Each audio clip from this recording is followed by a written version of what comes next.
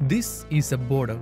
Simple, right? Democrat presidential nominee Kamala Harris has been grilled on the record high number of illegal crossings at the US-Mexico border. Nobody has any idea where these people are coming from, and we know they come from prisons, we know they come from mental institutions, insane asylums, we know they're terrorists. Borders are these imaginary lines that divide countries. In many cases, they seem permanent and unmovable, but that's not true. Columns of Russian tanks and troops rolled into the American-backed former Soviet Republic of Georgia today after a nighttime barrage of artillery fire and rockets. Georgia said it was trying to retake control of South Ossetia, the breakaway province on Russia's border that's policed by Russian peacekeepers. Claiming more than 10 of its soldiers were killed in the night attack, Moscow said it would retaliate. Some borders shift because of wars, politics, or sometimes by sheer force. This is a map of Palestine in 1946, and this is Palestine in 2023.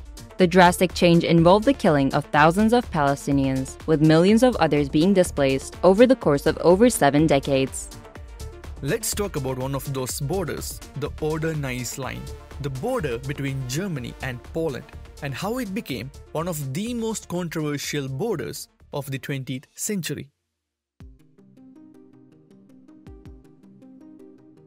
The war left Europe in shambles. Millions dead, cities destroyed, and nations torn apart. But one of the important questions after the war was, what happens to Germany? Even though Germany was responsible for starting the war, they had a lot of land, including areas that Poland had historically owned. So after Hitler's defeat, world leaders like Churchill, Roosevelt, and Stalin met in Yalta, Crimea to figure out what Europe was going to look like. And what they decided was to move borders, specifically Poland's borders, toward the west. This is where the Oder-Neisse Line comes into play.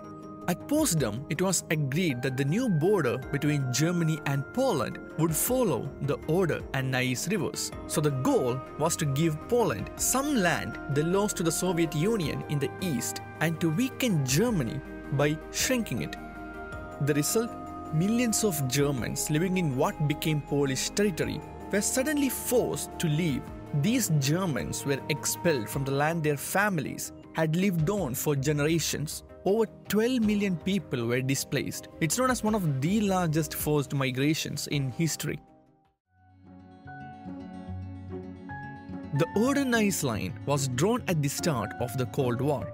Poland was now a Soviet satellite state, while Germany was split into East and West. The border solidified under the Soviet influence, but West Germany refused to accept it. To them, the border was temporary and they wanted the land back. For decades, the Oder-Neisse Line was a major source of tension between East and West Germany. Finally, in 1989, the Berlin Wall falls and Germany is reunified. Mr. Gorbachev, tear down this wall. But one of the conditions for this reunification was that West Germany should recognize the Oder-Neisse Line. So in 1990, after nearly half a century of debate, the 2+4 agreement officially settled the border dispute. If you visit the Oder-Neisse Line today, it's hard to imagine the chaos that once surrounded it.